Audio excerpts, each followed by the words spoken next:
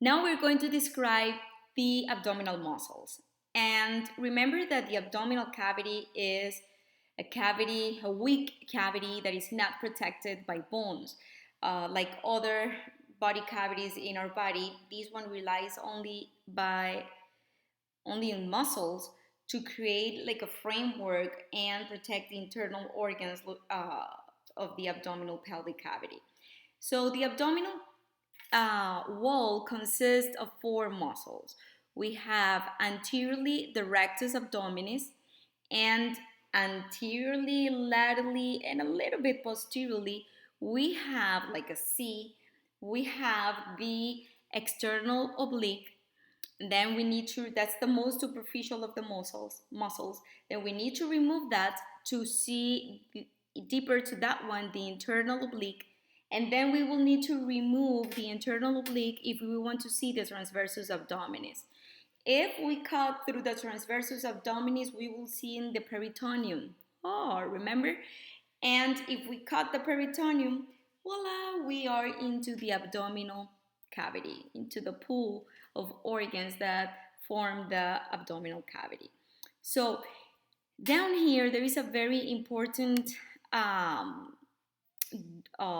image in here that shows you the transverse section through the abdominal wall. So right here, this is the midline. In here, we will find the umbilicus, right? In here, in this side, we have the skin, and in this side, we have the liver, the stomach, all the abdominal organs. Okay, so skin is outside, this is abdominal organs. These are the two rectus abdominis on either side of the midline. And anterior and laterally located, we're going to find superficially closer to the skin, external oblique. Then the internal oblique on the same level, the same plane of the rectus abdominis. And then deeper to that, the transversus abdominis. If we cut the transversus abdominis, voila, we're right here in the abdominal cavity. So let's describe the rectus abdominis. And the rectus abdominis, I will describe it first here and then using the app, originates in the pubic crest down here. And this is the inguinal ligament. It's a ligament that runs on a diagonal between the anterior and superior iliac spine and the pubic or the pubis bone to the pubic tubercle.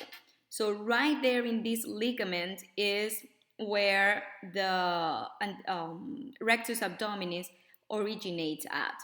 So right here, it ascends all the fibers. See that they sorry. Okay. See that from this point, all the fibers ascend and they are going to insert into the lower ribs. The xiphoid process here in the lower cartilages, costal cartilages of the lower ribs. This muscle is divided by 3 tendinous insertions. 1, 2 intersections, 3 tendinous intersections that divides this muscle into 1, 2, 3, and 4 sections. The same thing is happening on the other side. So don't say anymore that you have a 6-pack because you have an 8-pack. What is the function of this muscle? When it contracts, well, we're going to move the insertion towards the origin, right? So we are going to flex anteriorly the trunk, okay? Like when doing a sit-up. This is the main function of this muscle. All of the abdominal muscles are innervated by the intercostal nerves. All of them. Now, let's describe the following muscle. This is the direction of the contraction. So the following muscle is the external oblique. Now we're moving laterally, but we're still on the superficial, or we are more superficial than the rectus abdominis. So where is the origin of this muscle? in the lower 8 ribs. We can see it in here. The lower 8 ribs, later I'll show you on the bone. The important thing is that the direction of the fibers of this muscle is like you're placing your hands inside the pocket, so like that in your pants. So the fibers follows the directions of your fingers from superior to inferior, from lateral to medial. Okay, that's the direction of the external oblique fibers, and this is how they contract. Very important to understand. These fibers are going to insert in the thank you very much, in the pubic tubercle, in the inguinal ligament, okay, and in the linea alba. And the linea alba is a seam where the aponeurosis, remember aponeurosis is just like a tendon but in the shape of a sheet. So this white thing in here, this is an aponeurosis, okay? So the aponeurosis of the external oblique, the aponeurosis of the internal oblique, and the aponeurosis of the transversus abdominis, they cross in the midline, and they form a seam in the midline, and we call that the linea alba. Alba means white. It's a area on the abdominal wall where there is no muscles. There's just collagen fibers crossing from one side to the other. This is the weakest area of the abdomen. Hernias usually develop right here when increased abdominal pressure just causes the prolapse, the protrusion of some viscera, usually parts of the small intestine, through weakened areas in here in the linea alba. Okay, that's the insertion of the external oblique. The actions, again, flexion.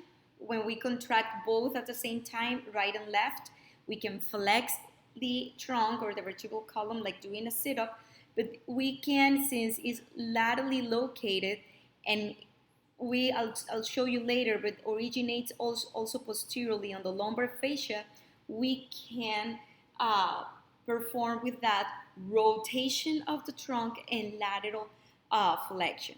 In that, they are synergist to the erector spinae muscle. Innervation, well, we'll say already, intercostal nerves. That's the direction of the fibers. Let's describe now the internal oblique. And look at that. Look at the internal oblique directions of the fibers. This is the internal oblique. Do you see the fibers? The external oblique runs down into the middle, and this one goes up and to the middle too, to the midline. So again, the origins and the insertion are pretty much very similar. They begin or originate in the lumbar fascia, iliac crest, inguinal ligament, and from there, all of this. And from there, they insert right here in the linea alba, pubic tubercle, and xiphoid process. Same actions of the external oblique. They can produce flexion of the trunk, lateral flexion, and rotation of the abdominal, of the vertebral column. Now, this is the direction of the fibers, and the innervation is given by the intercostal nerves. Intercostal, that's funny, right? Intercostal is supposed to be located in between the ribs, intercostal. It happens that these muscles are actually continuations of muscles that we have located, the intercostal muscles that we have located on the ribs. Do you remember the costal groove? That's where the intercostal nerves are located, and from their branches supply the abdominal muscles, and the intercostal too. The transversus, the deepest of the muscles, of the abdominal muscles. So again, originates posteriorly in the lumbar fascia, part of the iliac crest. It also originates in part in the inferior ribs down here, the 6 inferior ribs, and from there the directions of the fibers are like that. It's this one that we can see in here, are horizontal fibers. And they insert again in the linea alba and pubic crest. Now, this one, since the directions of the fibers, what they do when they contract, they compress the abdominal content. They are not involved in trunk flexion, lateral flexion or rotation, but mostly on the compression of the abdominal content. Now, and the innervation, I'm sorry, again, is the same, is given by the intercostal nerves. Well, these arrows are supposed to be moved a little bit further to the right, so they just compress, okay, the abdominal wall. Now, in here, I want you to see the 3 layers of muscles. Again, let me grab my pen and see the directions of the muscles. In here we have, why cannot see it?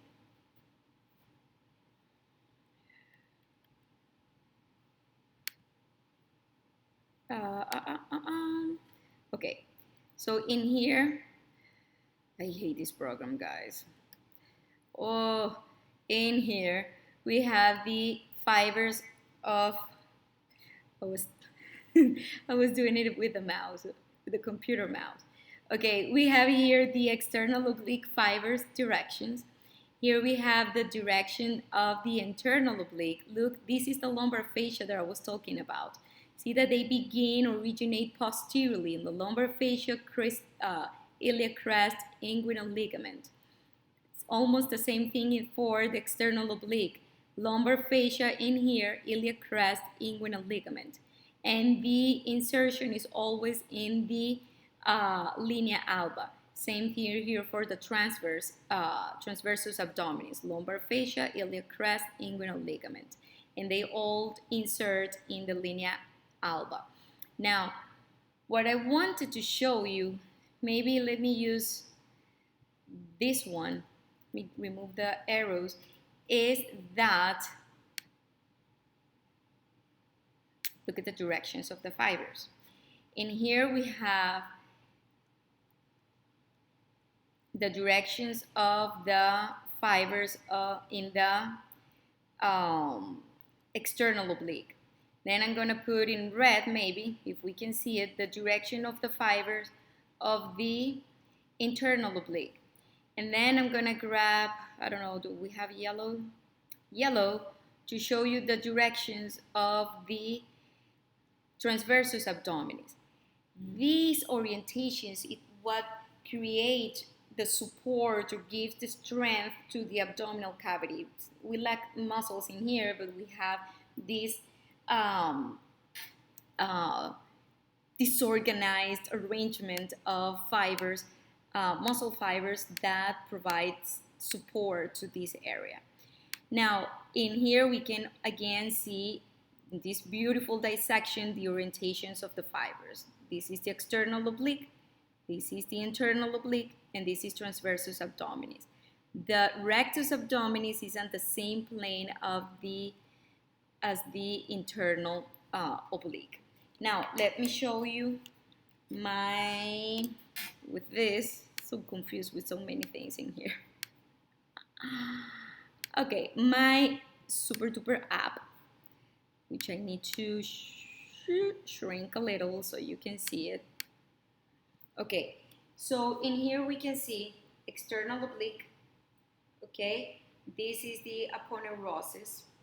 Now I'm going to remove the external oblique, and in this app actually the directions of the fibers are not, let me see if I remember, yes, the directions of the fibers are not very well drawn in here. Let me add another layer. Okay, they're supposed to be like this. This is internal oblique. Actually, I'm sorry guys. This is the external oblique. This is the external oblique because I'm seeing the insertions in the lower ribs. So the directions of the fibers are correct in here. But when I removed this layer and I'm going to see the internal oblique, the fibers are almost horizontal, and they are not like that. They run in these directions, from inferior to superior, from lateral to medial, in this direction. Then in here, I'm going to remove another layer so we can see the at the same level of the internal oblique, I can see here the two rectus abdominis with the tendinous intersections and the linea alba in the middle. And laterally and deeper, let's see if they did it. Yes, I can see here the transversus abdominis, which fibers run in a horizontally.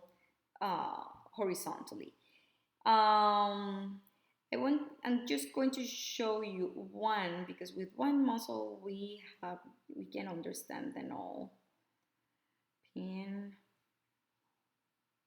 This is the internal oblique. Look at the posterior insertion in here in the lumbar fascia, iliac crest, inguinal ligament, and the insertion right here in the linea alba. And in here I can show you the flexion of the trunk.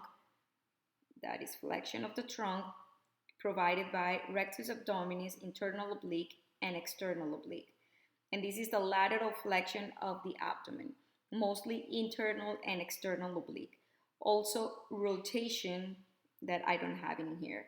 That is also provided by the internal and external oblique. Remember, these are synergists to the erector spinae muscle.